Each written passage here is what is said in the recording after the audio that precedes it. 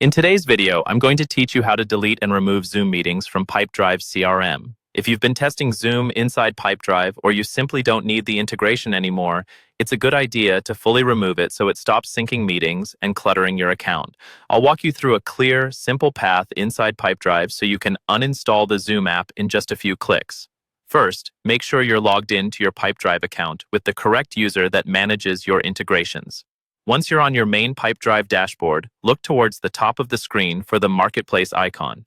In many layouts, this may be labeled as My Apps or simply appear as a small icon that opens your installed apps and integrations. Go ahead and click that Marketplace or My Apps icon.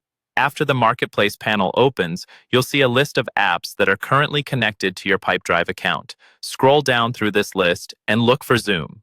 Take your time here, because the list can be a little long if you've tried multiple integrations. If you don't immediately see Zoom, look for a drop-down or a filter that lets you expand the full list of apps. Click that drop-down to reveal any hidden or collapsed apps, then continue scrolling until you find Zoom. Once you can see Zoom in that list, click directly on the Zoom app. This will open the App Details page inside Pipedrive. Here, you'll see information about the integration, and most importantly, the option to remove it. On this page, look for the button that says Uninstall. This is the button that disconnects Zoom from your Pipedrive account. Click the Uninstall button once. Pipedrive will usually show a confirmation message or pop-up just to make sure you really want to remove the integration. This is helpful if you clicked Uninstall by accident or changed your mind.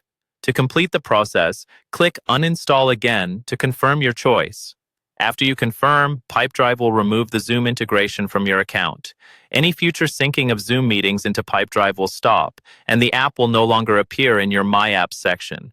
If you ever decide to use Zoom with Pipedrive again, you can always return to the Marketplace and reinstall it from there.